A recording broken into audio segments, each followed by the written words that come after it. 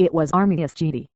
Keith Wells' first Thanksgiving Day away from his family, and despite a cornucopia of food provided for the troops, his taste buds were craving his wife's macaroni and cheese back home.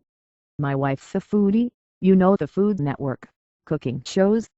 Everything she makes is golden," Wells of Charlotte, NC, said Thursday at a large international military base in the Afghan capital, Kabul.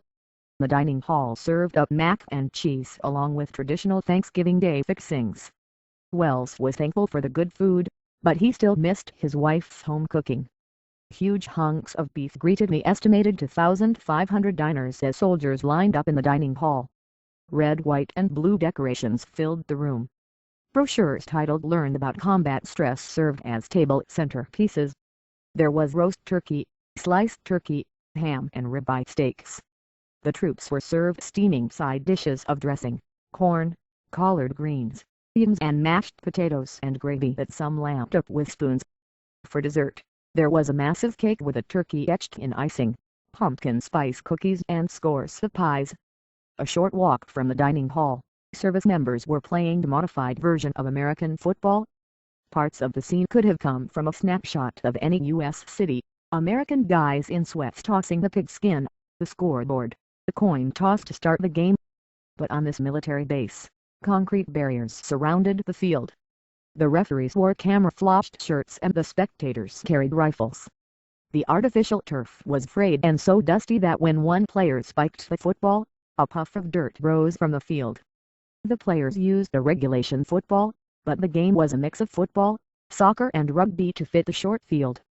Some soldiers commented about the 11-year-old war that has claimed the lives of 2,029 American service members. Army Chief Warrant Officer for Chuck Minton of Monroe, GA, who has traveled extensively across Afghanistan, was optimistic. "It's been progressing here, getting better. The Afghans have taken over more missions," Minton said. President Obama pulled 10,000 troops out of Afghanistan in 2011 and 23,000 more this year, leaving about 66,000 American service members still deployed in the country. Nearly all international combat troops are to withdraw by the end of 2014, when Afghan forces will be fully in charge of securing the nation. Armyman Rodney Garrett of Colorado Springs, Colo, said he was surprised that the war was barely mentioned during the last U.S. presidential election, evidence that some Americans had tuned out the news from the front line or half the world away. "The war in Afghanistan wasn't even brought up as a topic of conversation during the election," Garrett said. "It was a little surprising to me.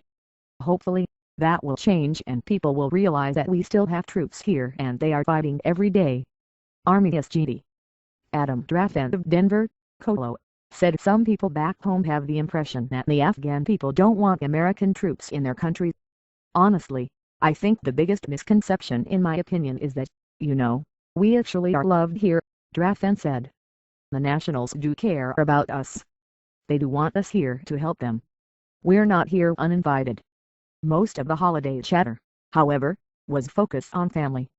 Taking a break from the game, Army Captain Robert McIsco of North Aurora, Ill, pulled out a photocopied photo that was taken of he and his wife just before he deployed to Afghanistan 9 months ago.